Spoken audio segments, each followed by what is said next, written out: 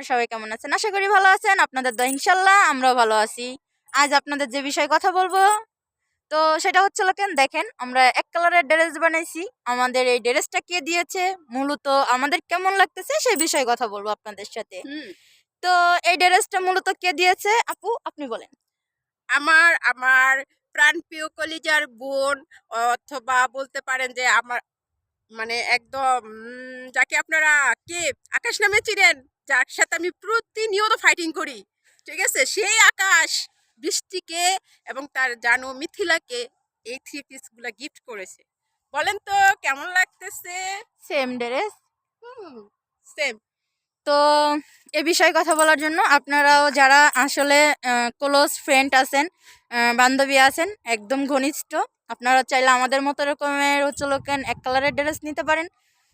Dress যেমনই হোক না কেন, আসলে এক কালারের ড্রেস পরলেই কিন্তু অনেক সুন্দর লাগে। আচ্ছা, সবথেকে হচ্ছে যে আমাদের এত সুন্দর একটা গিফট করলো তাকে কি আমরা একটু দেখাবো না? অবশ্যই ওকে দেখাবো। কি দেখার অধিকার রাখে না গাইস? অবশ্যই। তো আমরা চাই যে ওকে প্লিজ দেখানো ম্যাডাম আপনি হোক। চলে আসুন।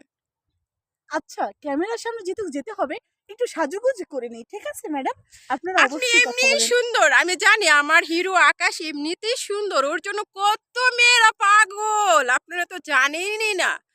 একদম কি বলবো, আমি যে কত কষ্ট করে ওকে ক্যাপচার করে রাখি তা বলে বোঝানো যাবে না। এই ফাঁক জন্য পাইলে কিন্তু চলে যেতে চাই। এই জন্য প্রতিনিয়ত দেখেন না খালি ফাইটিং এর উপরে রাখি, কিন্তু মজা না, রিয়েলি ফাঁক পেলে কিন্তু হাতের তলতে যাইতে চাইগা, কিন্তু লম্বা হওয়ার কারণে কিন্তু যাইতে পারে না, আটকায় রাখি। ফাইটিং করি আর এত কেয়ার করি, কিন্তু তারপর চলে যেতে কথায় চায়। আছে, খাঁচার পাখিকে যদি কখনো বন্দি করে রাখা যায় ভালোবাসা দিয়ে, সে পাখি কিন্তু কখনো যায় না সে খাঁচা ছেড়ে। আরেকটা কথা, যদি কাউকে আমরা ভালোবেসে তাকে মুক্ত আকাশে উড়তে দেই, দিন শেষে যদি ফিরে আসে, সেই মানুষটা কিন্তু শুধু তারই থাকে।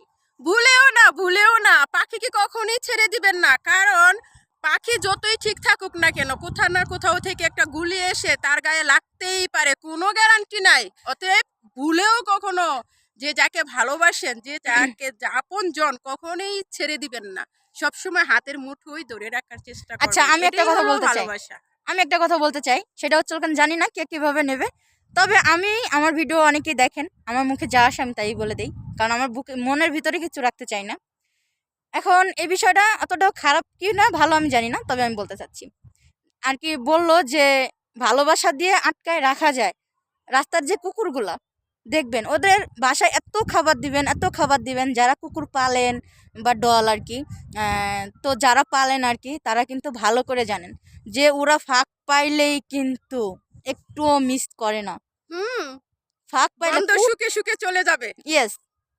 তো কিছু কিছু মানুষ আছে, যতই ভালোবাসা দাও না কেন, আটকায় রাখো না কেন, তার জন্য যত কিছুই করো না কেন, যত স্যাক্রিফাইস করো না কেন, সে কিন্তু একদিন আপনার থাকবে না, বা আমার থাকবে না, বা আরেকজনের থাকবে না।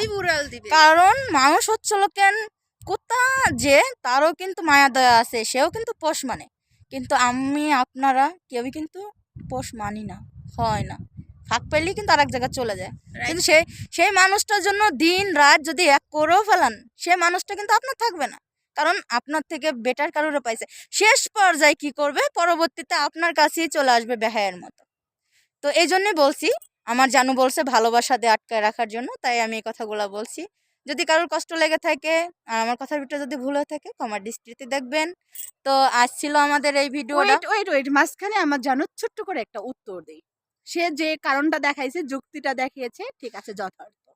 তবে একটা কথা মনে রাখবেন, যদি কাউকে আমরা ভালোবাসা দিতে না পারি, সেই মানুষটাও কিন্তু কখনো পোষ মানবে না। আর যদি ভালোবাসাটা পবিত্র হয় দুজনেরই, তাহলে আমার মনে হয় সেই ভালোবাসাটা সারা জীবন টিকে থাকে। আর যদি একজন একটা হয় আর একজনের না হয়, তাকে যতই ভালোবাসা দিয়ে আটকানো হোক না কেন, সে চলে যাবে।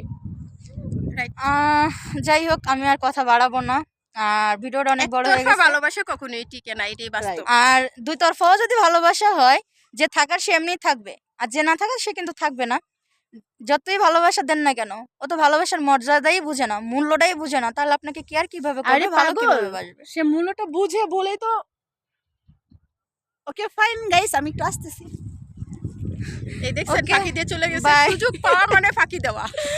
তো যাই হোক, আপনাদের কাছে কেমন লাগলো সেম ড্রেস আমরা দুজনেই পরছি, অবশ্যই কমেন্ট করে জানাবেন। ভালো থাকবেন, আমাদের জন্য বেশি বেশি করে দোয়া করবেন, আমার সঙ্গেই থাকবেন। আজ এই